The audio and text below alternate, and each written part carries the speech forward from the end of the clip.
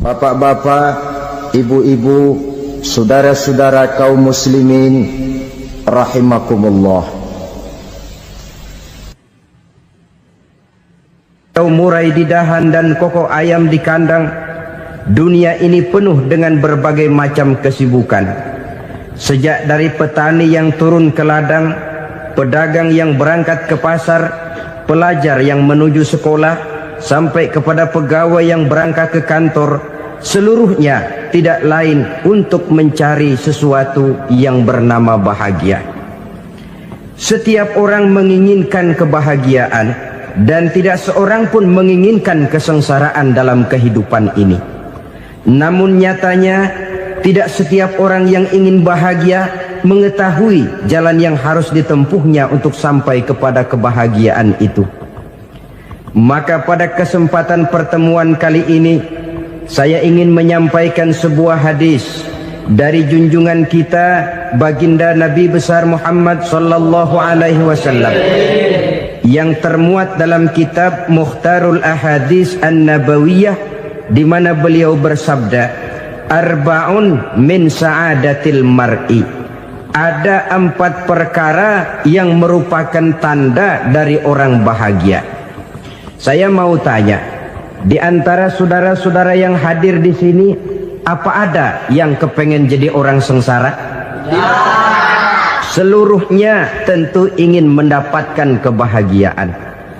Maka menurut resep dari Nabi kita, tanda orang bahagia itu 4. Jadi kalau saudara ingin bahagia, harus mempunyai 4 perkara ini. Yang pertama, orang bahagia itu kata Nabi, darun wasi'un. Punya rumah biar bagus asal gede. Enak ngaturnya, daripada sudah punya rumah kecil adanya di pinggir kali, gubuk, kalau hujan bocor miring lagi, kiamat. Loh, kalau gitu Islam materialis dong. Hadis ini boleh diartikan dengan makna hakiki, arti yang sebenarnya, boleh diartikan dengan makna majazi, arti kiasan. Kalau dia diartikan dengan arti kias, maka yang dimaksud darun wasi'un ay qalbun wasi'un. Rumah yang luas tidak lain daripada hati yang lapang. Karena di situ kunci kebahagiaan yang sebenarnya. Walaupun kita cuma tinggal di petak berukuran 2 kali 3 meter, kalau hati kita luas-luas rasanya rumah itu. Tapi biar rumah kita halamannya saja puluhan ribu hektar, ada kolam renangnya, kamar tidurnya tidak lagi terhitung.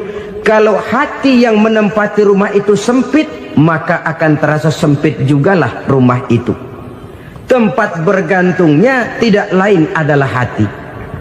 Marilah kita mencoba melihat berbagai pandangan orang tentang bahagia ini.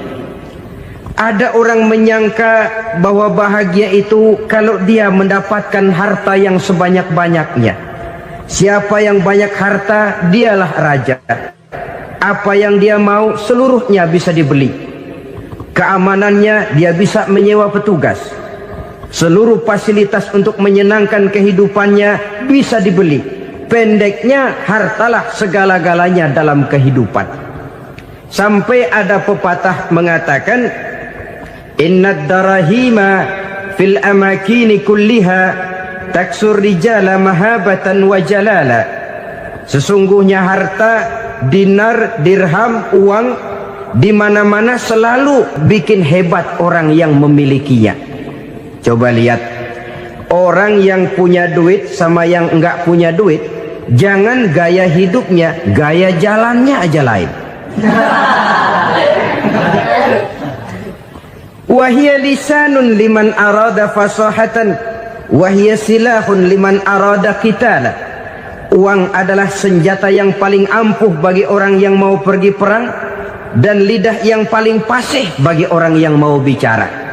Kalau bicara dengan lidah macet, cobalah bicara dengan harta, lancar. Sampai ada pepatah demikian, segalanya bisa diatur dengan harta. Maka di kalangan orang yang berpandangan semacam itu, seluruh kegiatan hidupnya hanya terfokus kepada bagaimana mengumpulkan harta yang sebanyak-banyaknya.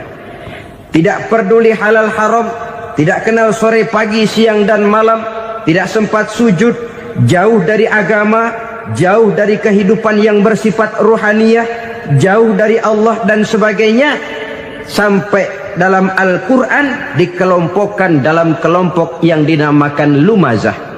Allazi jama'a malahu wa 'addadah yahsabu anna malahu akhladah.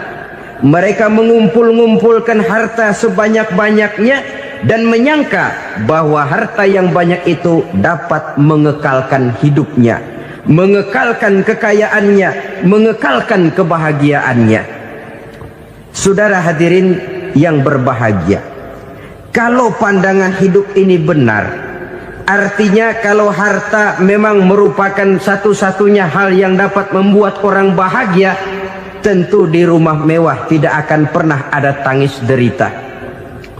Tentu di satu tempat di mana fasilitas hidup serba menunjang tidak ada yang namanya penderitaan. Tapi suka dan duka, sedih dan gembira, senyum dan tawa adalah milik setiap orang, baik dia punya harta maupun dia tidak punya harta. Nyatalah bahwa harta semata-mata bukan merupakan jaminan bahwa orang akan bahagia. Walaupun tanpa harta orang sulit untuk bahagia. Saya mau cerita, ada orang super kaya.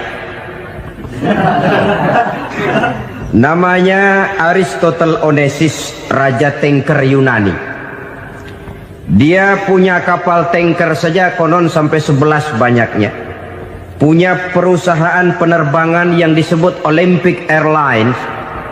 Punya hotel di berbagai kota besar di dunia ini, sejak dari New York, London, Paris, Rome dan sebagainya. Bahkan punya pulau yang dia namakan Pulau Scorpio. Ini kan namanya sudah kaya nggak tanggung-tanggung, punya pulau. Nah, dia punya 2 orang anak, yang satu laki-laki namanya Alexander, yang satu perempuan namanya Maria Onassis. Seluruh harapannya tertumpah kepada anak lakinya Alexander ini, yang akan meneruskan usahanya, meneruskan kekayaannya, meneruskan dinastinya. Apa yang terjadi? Ternyata anak yang dia harapkan yang bernama Alexander ini mati muda dalam kecelakaan pada waktu dia olahraga. Apa olahraganya? Namanya olahraga anak orang kaya, golongan jet set. Olahraganya olahraga pesawat terbang. Jatuh, ya nggak kapungut, habis mati. Tinggal satu anak perempuannya, Maria Onassis. Tapi anak perempuan ini juga malah urakan. Terakhir dia pacaran, bahkan kemudian kawin sama orang Rusia. Rupanya Aristotle Onassis ini broken. Kekayaannya yang berlimpah ruah, perusahaannya yang begitu banyak, siapa yang akan meneruskan? Siapa yang akan menggantikan? Sampai kemudian dia mengurung diri di Pulau Scorpio dan mati di sana secara mengenaskan. Seorang multi jutawan, seorang yang super kaya, mati menyendiri di pulau sepi. Ibarat kata pepatah, anak ayam mati di lumbung. Bukan kekurangan makanan, keurugan makanan. Begitu kehidupan Aristotle Onassis. Dan banyak orang-orang yang sudah demikian kaya sampai dibingungkan oleh kekayaannya sendiri. Telusurilah kehidupan David Rockefeller misalnya, Henry Ford misalnya, Adnan Khashoggi misalnya. Multi jutawan yang kadang-kadang dibuat keder oleh kekayaannya sendiri. Pantas ketika Imam Ali ditawarkan orang, "Ya Ali, kalau kepadamu disuruh pilih ilmu atau harta, kau pilih mana?" Ya jelas pilih ilmu dong. Kenapa? Pertama, ilmu kalau kita berikan kepada orang lain tambah. Tapi harta kalau kita berikan kepada orang lain kurang. Saudara punya uang 10.000, dibagi orang 5.000, jelas uang saudara berkurang. Tapi saudara punya ilmu diberikan kepada orang lain bisa, saudara pun makin mantap. Tidak lantas jadi bodoh karena ngajarin orang. Saudara bisa Fatihah lalu mengajarkan orang Fatihah. Orang bisa, saudara pun makin hafal. Tidak lantas setelah diajarin orang ilmunya hilang. Begitu datang dia minta orang, tolong ajarin saya Fatihah. Udah habis, nggak ada.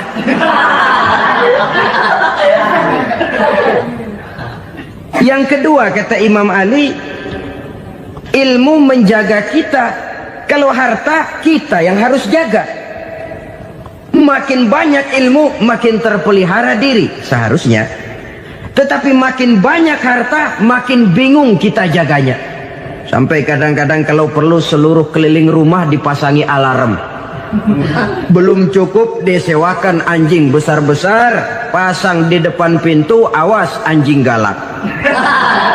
Masih belum cukup juga cari centeng tukang-tukang kepruk jaga rumah. Masih terasa belum aman padahal rumahnya dikelilingi tembok besar. Di balik tembok ada pintu-pintunya tebal. Di balik pintu itu terbuka masuk kamar, kamar pun ada pintunya, pintunya pun kuat. Masuk ke dalam kamar ada lemari, lemarinya pun pintunya kuat, dikunci, kuncinya pun kuat. Tapi terhadap seluruhnya yang timbul cuma sekedar was-was saja. Kesimpulannya sekali lagi, tanpa harta orang memang sulit untuk bahagia. Tapi harta semata-mata tidak merupakan jaminan orang akan bahagia. Dengan hati yang luas, itu modal utama untuk mencapai kebahagiaan hidup. Orang yang hatinya luas, saudara-saudara, punya hati yang lapang, melihat kenyataan hidup ini, dia bersyukur senantiasa kepada Allah. Lantas tidak timbul hasud dan iri hatinya. Oleh karena itu jiwanya selalu lapang. Kalau tidak, cupik hati namanya. Dangkal pandangan, tidak senang melihat orang lain dapat nikmat, dan itu sering dijadikan contoh. Kalau orang yang lapang dada, dia lihat tetangganya beli TV baru, dia berkata, alhamdulillah ya, tetangga kita beli TV, mudah-mudahan kita bisa ikut nonton. Lapang dadanya. Tapi orang yang sempit hati, lihat tetangga beli televisi, meriang. Enggak diapa-apain, meriang. Besoknya dengar tetangga beli motor, makin sakit, ke rumah sakit. Lalu di rumah sakit dengar tetangganya beli mobil, mati. Disiksa oleh perasaannya sendiri. Orang kalau hati sudah sempit dalam hidup, kemanapun dia pergi, sempit rasanya medan kehidupannya. Kemudian kita melihat juga ada orang yang menilai bahwa bahagia itu katanya kalau punya kedudukan yang tinggi, pangkat yang agung, wibawa yang besar. Mungkin betul, tapi mungkin juga tidak. Bergantung kepada hati orang yang punya pangkat itu. Sama dengan harta tadi. Harta akan membawa bahagia kalau dia jatuh ke tangan orang yang berhati lapang. Tapi harta akan jadi bencana kalau jatuh ke tangan hati orang yang sempit. Pangkat akan membawa bahaya kalau jatuh di tangan hati orang yang sempit. Lebih dari itu, kenyataan mengajarkan kepada kita bahwa ternyata pangkat dan jabatan tidak selamanya memberikan kebahagiaan dalam kehidupan. Bahkan resikonya kelewat besar. Beberapa bukti kita bisa ambil dari para pemimpin dunia yang menjadi korban lantaran pangkat dan jabatan yang disandangnya. Saudara ingat Presiden Abraham Lincoln dan John Kennedy dari Amerika? Dibunuh orang. Park Chung-hee dari Korea Selatan, Ziaur Rahman dari Bangladesh, Anwar Sadat dari Mesir, terakhir Indira Gandhi dari India, menjadi korban dari pangkat dan jabatan yang disandangnya dari orang-orang yang tidak senang dia memegang jabatan itu. Dia akan mudah mengundang bencana. Sehingga pantas kalau seorang presiden terkemuka Amerika, Harry Truman namanya, dia mengatakan jabatan presiden itu, kata dia, seperti orang nunggang macan, naik macan. Harus kita taiki, kalau enggak dia bakal nerekam kita. Ngeri katanya. Adapun orang yang hatinya lapang, kalau dia menerima pangkat dan jabatan, dianggapnya itu satu kesempatan untuk berbuat baik. Tapi orang yang berhati sempit, menerima pangkat dan jabatan, bukan kadang-kadang menerima, malah berusaha setengah mati mencapai dengan segala cara. Kalau perlu jilat atas, jilat atas. Jadi golongan sumuhun dawuh. Jadi kelompok kulon nuwun, yes sir, yang kerjanya cuma oke bos. Kalau perlu jilat atas, jilat atas. Kalau perlu injak yang bawah, injak yang bawah.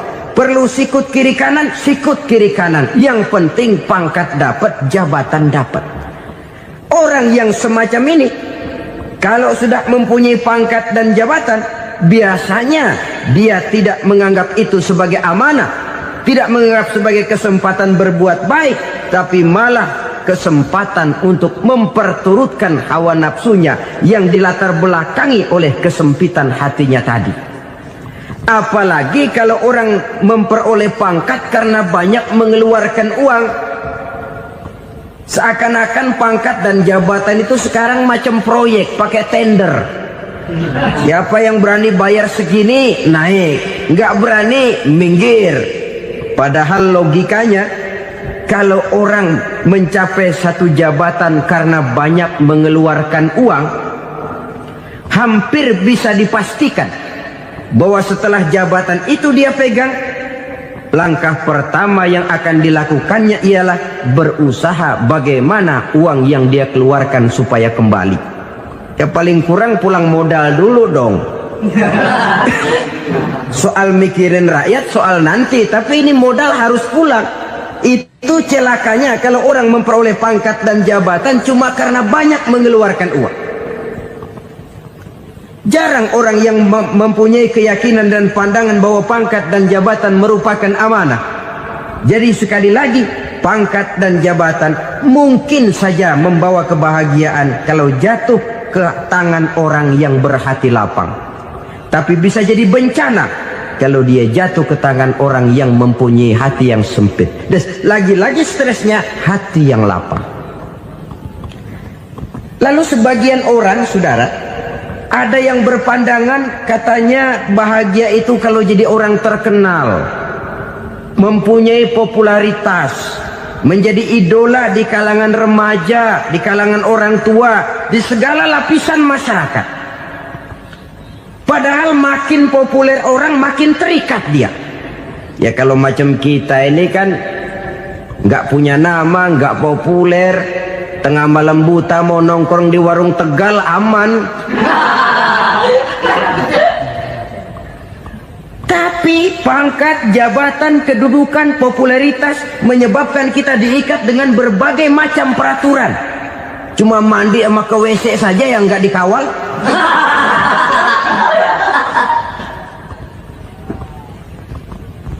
Benarkah popularitas, ketenaran membawa kebahagiaan? Mungkin, ya, tapi mungkin juga tidak. Kenapa? Banyak orang-orang populer yang mengakhiri hidupnya secara tragis. Kita ambil beberapa nama. Di Amerika tahun 60-an ada bintang seksi paling terkenal yang dijuluki sex bomb. Bom seksi. Sampai sekarang jadi legenda, namanya Marilyn Monroe. Singkatan dobelnya itu inisialnya MM, Marilyn Monroe. Terkenal, top, sampai dia mati tahun 62. Namanya sekarang masih saja dibicarakan orang. Kenapa dia bunuh diri? Tidak punya hartakah dia? Banyak. Kurang populerkah dia? Seluruh dunia mengenalnya. Sejak rakyat kecil sampai pejabat tinggi dia punya hubungan. Kenapa? Jenuh. Dia terlahir dalam keadaan yatim. Setelah itu tidak lama dia berangkat remaja, ibunya meninggal. Pindah dari wanita asuh ke wanita asuh sampai 12 orang ibu angkatnya. Dan kekecewaan yang paling parah, setiap laki-laki yang dekat dengannya hanya seperti kapal berlabuh, datang dan pergi silih berganti, padahal dia merindukan seseorang yang bisa melindungi hidupnya. Dia rindukan itu dan dia tidak pernah menemukan. Itu yang akhirnya menyebabkan dia minum pil tidur kelewat dosis, minum obat tidur kebanyakan, ya tidur terus sampai sekarang.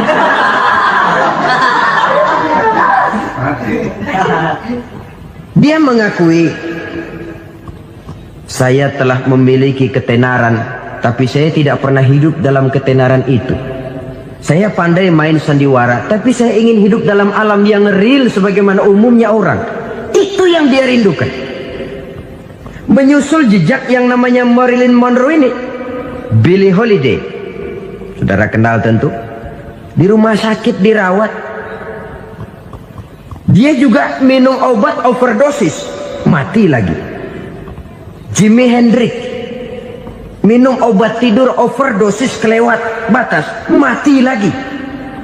Lalu yang menghanyutkan diri di danau, Janis Joplin dan Brian Jones. Ini orang-orang populer, orang-orang terkemuka yang mengakhiri hidup secara tragis, bukan karena tidak terkenal, mungkin karena sudah saking terkenalnya. Contoh paling belakangan, Bruce Lee. Wah, ini tukang-tukang kepruk tentu kenal siapa dia. Sampai sekarang pun tabir kematiannya masih merupakan misteri. Dan yang masih hidup juga menunjukkan gejala yang aneh. Michael Jackson, rumahnya di Beverly Hills itu dijaga sedemikian rupa, dan dia selalu curiga kepada setiap makanan harus steril, bersih dari segala macam kimia.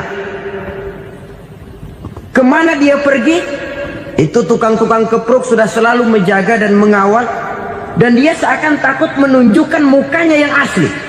Hingga kalau tampil ke tengah di luar show, dia kadang memakai pakaian yang tidak menunjukkan dia yang sebenarnya, takut dikenali orang. Ternyata popularitas sering jadi momok yang meracuni kehidupan manusia. Oleh karena itu, benarlah junjungan kita pada saat beliau mengajarkan orang akan bahagia kalau dia mempunyai hati yang lapang. Nah, sekarang masalahnya untuk mendapatkan hati yang lapang, caranya bagaimana? Kita kembali kepada konsep Quran. Allah mengajarkan, ala inna bi dzikrillahi tatmainnul qulub. Ketahuilah bahwa dengan banyak mengingat Allah, hati akan tenang, jiwa akan lapang. Dengan kata lain, dekat dengan agama, merasakan kehadiran Allah dekat dalam hidup, itu muara pertama untuk mencapai hati yang lapang. Ala inna bi dzikrillahi tatmainnul qulub.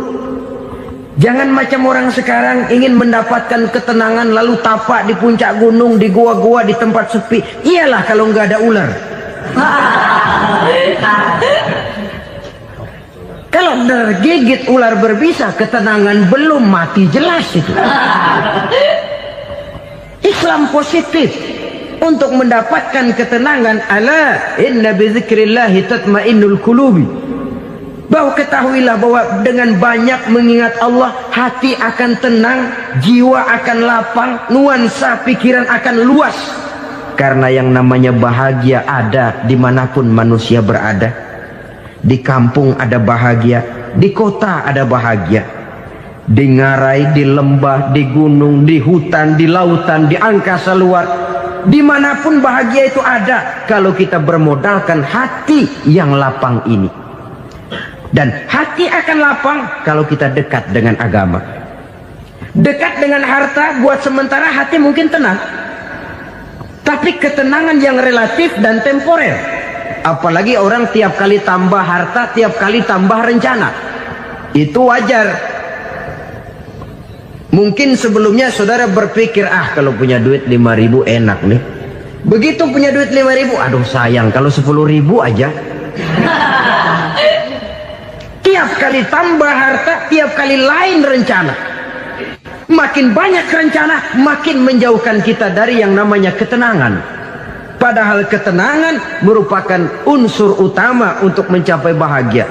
Dan ketenangan itu bermuara dalam hati manusia. Tengoklah kehidupan ini. Orang yang banyak harta dengan orang miskin, berbedakah rasa sakit yang mereka tanggungkan? Rasanya tidak. Walaupun si kaya tidur di kasur empuk berselimutkan sutra mahal, sementara si miskin meringkuk di balai bambu yang keras dan kasar. Apabila maut datang, dia juga tidak pernah pilih bulu. Maut datang menjemput si kaya di singgasana keemasannya, dikelilingi oleh para pengasuh, dayang dan idang serta para pengawal. Dan maut pun datang menjemput si miskin papa, sehingga ia tergelepar di tepian jalan. Kedua-duanya bernama mati. Kalau nyata bahwa sakit yang ditanggung si kaya tidak beda dengan sakit yang ditanggung si miskin, bukan harta semata yang membuat orang bahagia. Hati yang tenang, jiwa yang lapang penuh kedamaian, karena banyak berzikir dan mengingat Allah, itu merupakan modal utama untuk mencapai sesuatu yang bernama bahagia.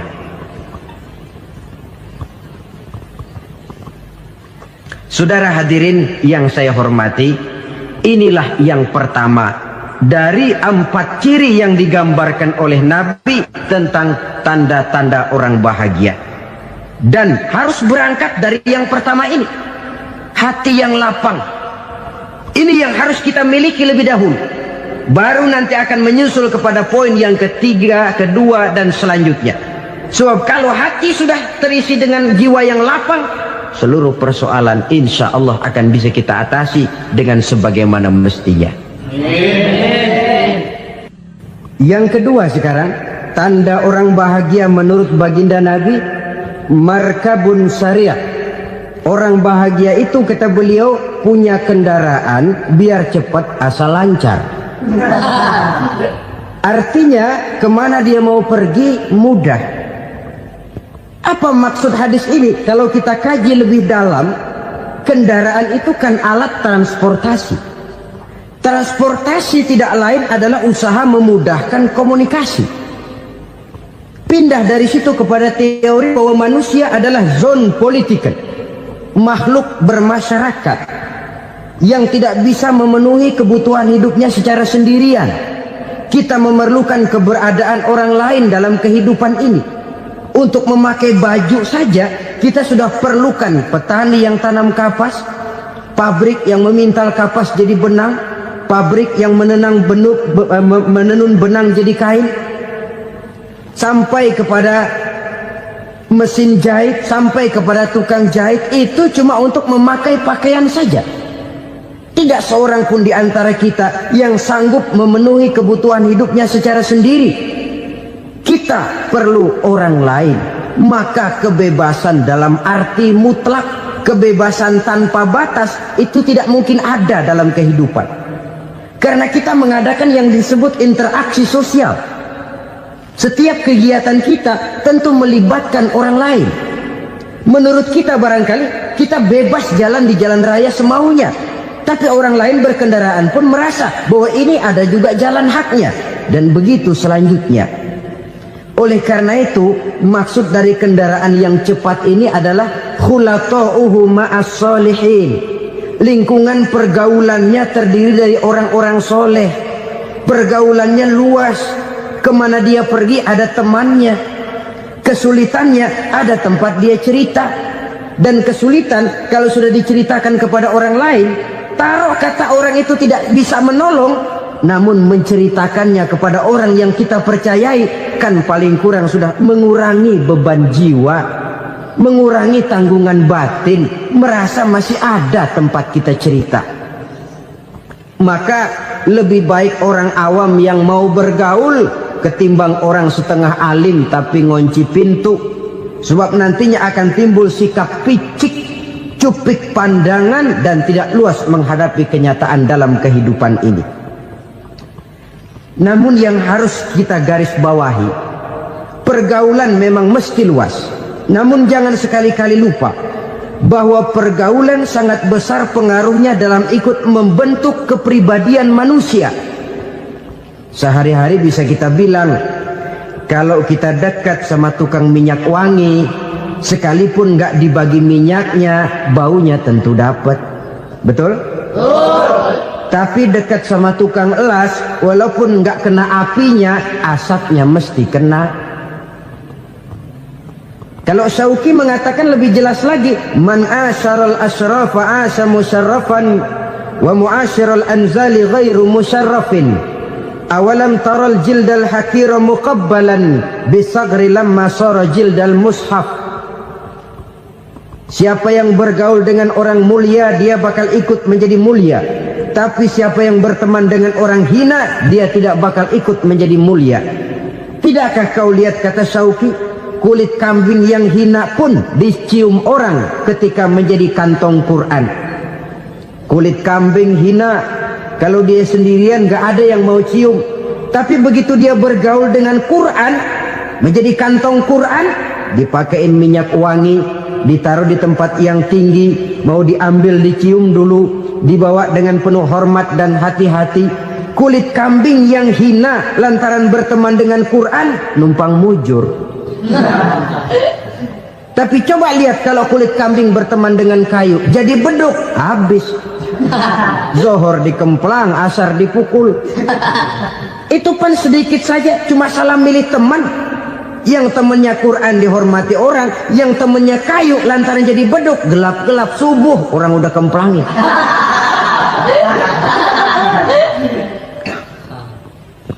Maka terutama kepada adik-adik remaja yang masih mencari identitas diri, yang ibarat kaset masih kaset kosong, mudah diisi oleh apapun, pandai-pandailah memilih teman dalam bergaul. Karena banyak orang yang tadinya baik-baik, ketika terseret dalam pergaulan dengan orang yang tidak baik, kebaikannya menjadi lentur dan luntur. Tapi berapa banyak bajingan-bajingan tengik, orang-orang yang berlumur noda dan dosa, tiap hari melakukan maksiat, namun bergaul dengan orang yang baik-baik, pada akhirnya sedikit demi sedikit beringsut dan berangsur dia terbiasa mengikuti kebaikan-kebaikan. Saya tekankan ini kepada remaja karena mereka masih mencari identitas diri. Apa yang mereka lihat mereka mau, apa yang mereka dengar mereka ingin tahu. Coba lihat kehidupan remaja. Pulang nonton film Rambo, pengen jadi Rambo, gagah, maunya belekai melulu. Pulang nonton film Superman, pengen bisa terbang. Pulang nonton India, nyanyi melulu. Wajar, mereka masih mencari identitas diri. Saya ini sebenarnya siapa? Lingkungan, pergaulan akan membentuk itu. Karena itu pandai-pandailah bergaul, karena ia sangat besar pengaruhnya dalam ikut membentuk kepribadian manusia. Apalagi sifat yang jelek lebih cepat menularnya ketimbang sifat yang baik. Sifat yang baik, watak yang soleh itu lambat sekali untuk menular. Tapi yang tidak baik, kan prosesnya mah kalau remaja biasanya mula-mula dengar. Karena dengar lalu pengen tahu. Karena pengen tahu lalu ngeliatin. Begitu ngeliatin kan pengen nyobain. Setelah nyobain ketagihan. Nah ini prosesnya. Yang namanya ganja, morfin, narkotik, awalnya kan begitu. Mula-mula dengar, katanya kalau sudah fly to the sky, sudah melayang ke langit, katanya disitulah puncak kebahagiaan. Mulanya cuma dengar. Karena dengar pengen tahu. Karena pengen tahu lalu ngeliat, kumpul sama orang yang suka ngeganja. Setelah ngeliat, lah pengen ngerasain. Begitu ngerasain enak juga, ketagihan. Kalau sudah ketagihan jadi penyakit kronis, bisa merembet kepada yang lain. Iya, kalau orang tuanya mampu untuk beli morfin, beli ganja. Kalau tidak kan pikirannya ngayap, jemuran siapa ya gue sabet. Timbullah perbuatan-perbuatan negatif yang bermula dari salah pergaulan. Apalagi buat adik-adik remaja yang tinggal di kota-kota besar, yang pengaruh budaya, pengaruh kesenian, pengaruh struktur kehidupan yang nampak makin individualistis, di mana persaingan tajam, tensi ekonomi tinggi, orang mudah mengalami stres. Pandai-pandailah dalam bergaul, sekali lagi, karena ia sangat besar pengaruhnya dalam ikut membentuk kepribadian manusia.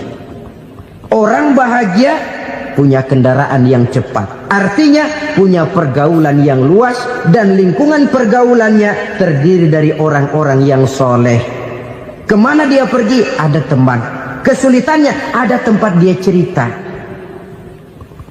Tapi kalau sudah menyendiri, hidup sendiri, kesulitan dipikiri sendiri, bisa mati belum waktunya. Tidak ada tempat berbagi rasa, tidak ada tempat bercerita, tidak ada tempat mengurangi beban dalam kehidupan. Pantas betul kalau Islam sangat menggalakkan dan menganjurkan orang kalau sudah sampai waktunya itu untuk melangsungkan nikah. Kata Nabi, ya ma'syaras syabab man istata'a minkumul ba'at falyatazawwaj. Hai para pemuda, kalau sudah mampu memberi nafkah, kawinlah, nikahlah kamu. Kenapa? Sudah ada teman hidup, tempat berbagi rasa. Kesulitan kalau ada tempat cerita akan lebih ringan ketimbang kita telan sendiri, walaupun bobot kesulitannya sama beratnya. Saudara-saudara kaum muslimin rahimakumullah, inilah ciri yang kedua, punya kendaraan biar cepat asal lancar. Kemana kita mau pergi gampang. Dengan kata lain, setelah hati yang luas, pergaulan yang luas. Dua. Yang ketiga sekarang, tanda orang bahagia itu menurut Nabi, misbahun mudhi'un, punya lampu yang terang.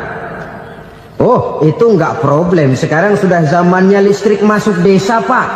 Lampu sudah terang semua. Betul, kalau itu yang dimaksud. Tapi tidak cuma itu. Karena lampu yang dimaksud di sini, lampu yang akan menerangi seluruh perjalanan hidup.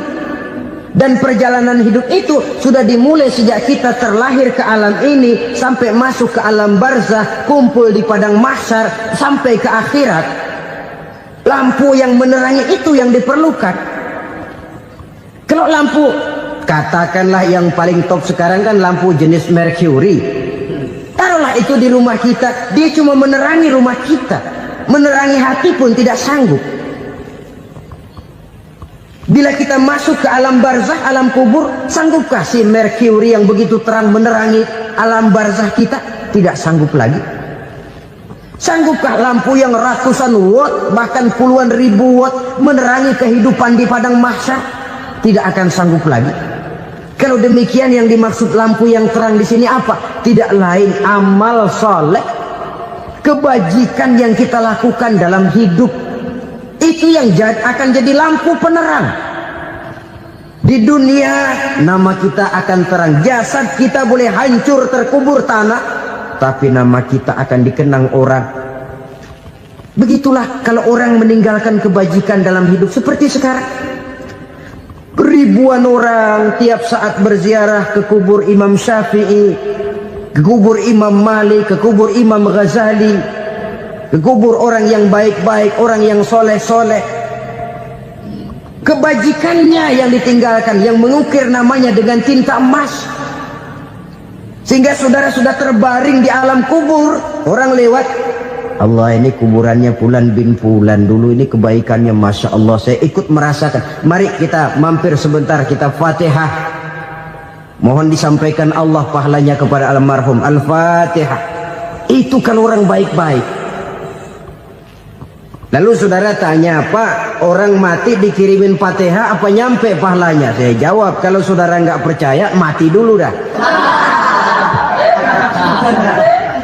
Nanti saya Fatihain, tungguin di sana. Umpama nggak sampai, balik lagi kemari.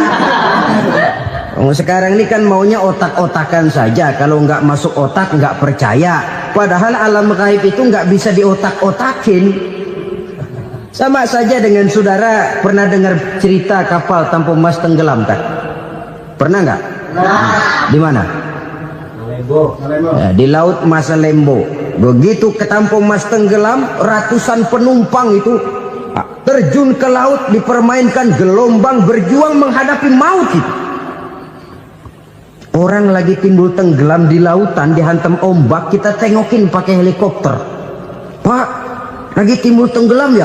Iya, tolongin. Jangan khawatir Pak, nih saya kirim intan Pak, harganya 10 juta. Kira-kira orang yang timbul tenggelam di laut seneng nggak? Tidak. Kan mahal toh intan 10 juta. Kenapa dia nggak senang? Karena intan 10 juta dalam kondisi seperti itu tidak sanggup menyelamatkan dia. Dia akan girang kalau dikirimin ban mobil bekas, dikirimin papan terentang atau bambu. Intan yang 10 juta dia nggak girang, ban mobil bekas yang 1000 perak tuh pegang, itu yang dia girang betul. Inilah sebabnya Nabi berkata, mal mayyitu fi qabrihi illa kal ghariqil mutaghawwis. Orang yang meninggal di alam kuburnya seperti orang timbul tenggelam di lautan. Yantaziru da'watan min ahli, menunggu doa dari keluarganya yang masih hidup. Duh, bapak saya sudah meninggal, saya sayang benar sama dia. Kirimin kulkas ke kuburannya Itu sama saja dengan tadi orang tenggelam di lautan dikirimi intan yang harganya 10 juta, tidak sampai. Begitulah kalau kebajikan yang kita tinggalkan dalam hidup, sudah mati pun kubur kita masih diziarahi orang. Tapi kalau jahat yang kita tinggalkan, boro-boro lah orang mau doa lewat dekat kuburan kita juga serem. Tuh bajingan no, dulu mati dipendem di situ tuh. Jangan lewat situ, ntar kesurupan, jangan. Lewat saja orang ngeri. Konon lagi membacakan Fatihah dan mengirimkan doa. Hidup pada hakikatnya adalah kesempatan untuk berbuat baik. Maka sekali kesempatan itu diberikan, manfaatkan dengan sebaiknya. Sebab kesempatan kedua tidak akan pernah ada. Kesempatan berbuat baik di sini, di akhirat sudah pembalasan namanya. Sekali kesempatan itu dicabut, dia tidak akan pernah dikembalikan lagi. Kata Iqbal, hidup tidak mundur ke belakang, Bung. Berhenti diinjak orang, mundur hancur. Tidak ada kata mundur dalam hidup ini. Berhenti diinjak orang, mundur kecebur. Tidak ada kata lain, harus maju dalam kehidupan dalam artian yang positif. Hidup adalah kesempatan untuk mengumpulkan kebajikan yang sebanyak-banyaknya. Di situ nilai daripada manusia. Sekarang ini memang nggak kelihatan kok, orang yang banyak pahala sama yang banyak dosa nggak kelihatan kok. Barangkali kalau habis bikin dosa palanya pada benjol, mungkin orang takut sama dosa. Tapi sekarang sama saja, orang yang banyak dosa dengan yang nggak banyak dosa jalan bareng dari belakang, sama, nggak kelihatan beda. Tapi ada waktunya di mana pahala memegang peranan, di mana dosa diperlihatkan. Sama saja kalau kita bawa mobil siang, lampu kan nggak begitu berfungsi. Apa lalu bilang, alah ini lampu berat-beratin, copot-copotin aja dah. Tidak perlu begitu. Kenapa? Pada suatu saat malam senja akan datang. Bila matahari terbenam, senja pun datang, gelap mulai merayap, disitulah baru terasa perlunya lampu. Pahala begitu. Sekarang orang yang nggak ada pahalanya nggak kelihatan dalam kehidupan. Tapi pada suatu saat senja kehidupan akan datang. Ajal merenggut nyawa, malam merayap, dan hidup mulai diliputi kegelapan di alam barzah. Dikala itu kalau nggak punya lampu, alangkah malangnya kita. Sebab amal yang baik, kata Nabi, di alam barzah itu akan diciptakan menjadi perempuan yang cantik menemani kita. Amal yang jahat akan menjadi orang yang paling jelek nemenin kita. Udah di tempat gelap yang nemenin jelek.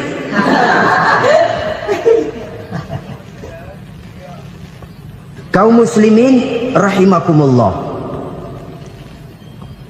Kalau demikian masalahnya, tergantunglah kita pandai memanfaatkan waktu. Al-waktu kasayf, waktu itu cepat sekali. Yang namanya waktu itu tahu-tahu. Tahu-tahu udah tahun 87. Tahu-tahu udah begitu. Tahu-tahu yang kemarin anak-anak, sekarang udah pada punya anak. Tahu-tahu saja itu. Begitu cepat waktu berlalu. Kalau tidaklah pandai kita memanfaatkannya, akan rugi kita. Nabi bersabda, "Man kana yaumuhu khairun min amsihi fahuwa rabih." Barang siapa yang hari ini lebih baik daripada hari kemarin, itu orang untung. Hari ini lebih baik daripada kemarin. Bulan ini lebih baik dari bulan kemarin. Tahun ini lebih baik dari tahun kemarin. Itu orang yang beruntung. Tahun kemarin sembahyangnya maghrib doang, sekarang udah tambah isya. Tahun kemarin cuman Idul Fitri aja ngancem bener, sekarang udah tambah Jumat, lalu tambah lagi maghrib, tambah lagi isya, dan selanjutnya. Hari ini lebih baik daripada kemarin, itu orang yang beruntung. Wa man kana yaumuhu mislu amsihi fahuwa khasir. Lalu barang siapa yang hari ini sama saja dengan hari kemarin, itu orang rugi. Hari ini sama dengan kemarin, rugi itu. Bulan ini begitu, bulan kemarin begitu, tahun ini begitu, tahun lalu juga begitu. Rugi itu orang. Rugi apa? Rugi umur. Umur tambah, amalan gak pernah tambah. Dan saya pikir lebih merupakan azab ketimbang nikmat kalau orang dikasih panjang umur cuma untuk numpuk dosa. Mending mana? Panjang umur banyak dosa sama pendek umur dikit dosa? Mending mana? Mending mana? Ya, paling mending tentu panjang umur banyak pahala. Tapi kalau tidak, sekali lagi, lebih merupakan azab ketimbang nikmat kalau orang diberikan panjang umur tapi cuma untuk sekedar menumpuk dosa. Kehilangan kesadaran bahwa dunia bukan terminal akhir dari satu perjalanan. Dia cuma halte di mana kita berhenti sebentar untuk menuju kepada terminal yang hakiki. Saudara-saudara kaum muslimin rahimakumullah, inilah lampu yang akan menerangi kehidupan. Amal yang kita lakukan di dalam kehidupan. Jadi yang dimaksud dengan lampu yang terang, kebajikan yang kita kerjakan dalam hidup. Nah, setiap orang di awal tadi saya bilang ingin bahagia. Bahagia itu kan hakikatnya kumpulan senang dan selamat. Senang, selamat. Apa bedanya? Senang tapi tidak selamat, nggak bahagia. Selamat tapi nggak senang, nggak bahagia orang. Contoh, kalau orang korupsi, duitnya banyak, senang dia, tapi keselamatannya. Ada tentara baris di samping rumahnya udah bingung, padahal tentara latihan. Tentara cuma latihan, dia bingung. Senang, tapi karena keselamatannya tidak terjamin, dia tidak bahagia. Sebaliknya pegawai negeri jujur benar, cuma segaji-gajinya, selamat nggak korupsi, tapi melarat, ya nggak bahagia juga, kurang senang. Kesenangan dan keselamatan untuk dunia saja, ya sekali lagi, kalau cuma sekedar untuk dunia saja, bisa dibeli pakai uang.